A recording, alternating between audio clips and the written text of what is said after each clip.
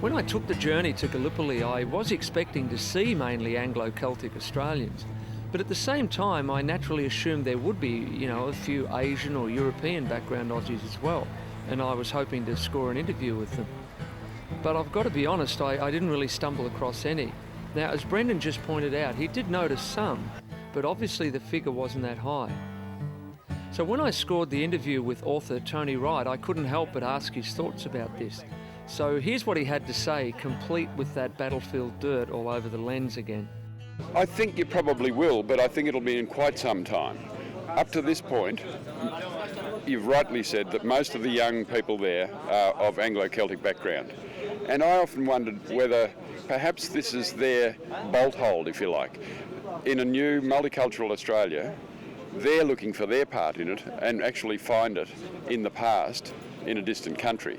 A lot of people who have come to Australia from other countries that had no relationship with Britain or with the old British Empire have no real relationship with this place, but I think Anzac Day is becoming our national day, and as the generations pass, I think everyone will just see it for what it is, and that is a day to commemorate, obviously, what happened in 1915, but also to celebrate something unique about Australia and Australianness.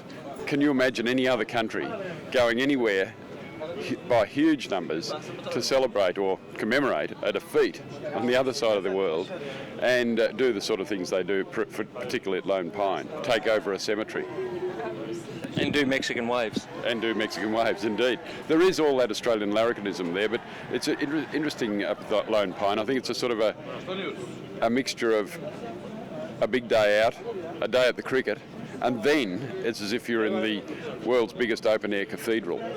The change in the nature of it becomes absolutely palpable the moment the service begins. So there is a reverence, but there's irreverence and there is great reverence. Hate what is evil, cling to what is good. Be devoted to one another in brotherly love. Honour one another above yourselves. Never be lacking in zeal, but keep your spiritual fervour, serving the Lord.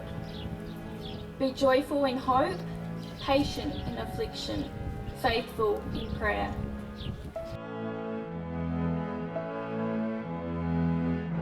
But I think beforehand there was kind of this party atmosphere, I don't know.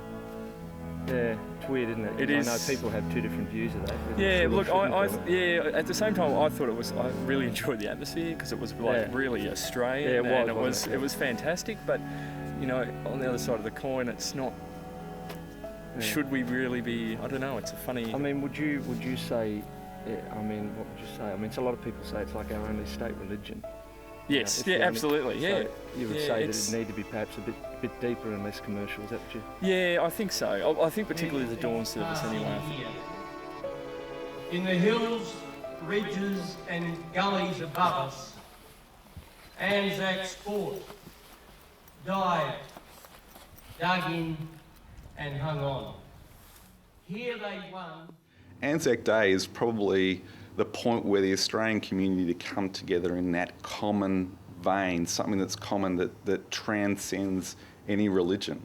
So Anzac Day for the average Aussie is not a religious event, but probably more a spiritual event where we can connect with that spirituality. So that whole concept of a state religion it takes on the characteristics of a religion, but it's not. It's sort of like the Aussie alternative to a religion. It's not about being religious.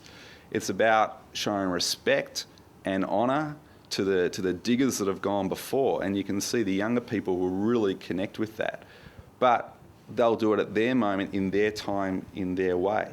But it's not religiosity. But if you try and put a boundary around it and call it a religion, it's religions typically have a set of belief structures. So what's the belief structure about Anzac Day?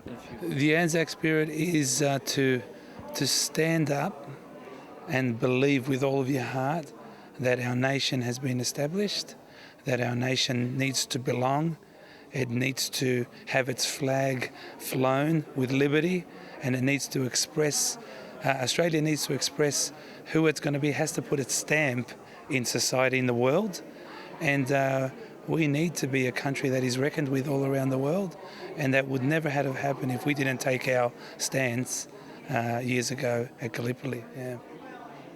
Oh, it's fighting for freedom, and it's the Ocker who will do anything to save his mates and his country and preserve what we have. Yeah. The sacrifice was really yours. May you be consoled and rewarded by our dear Lord.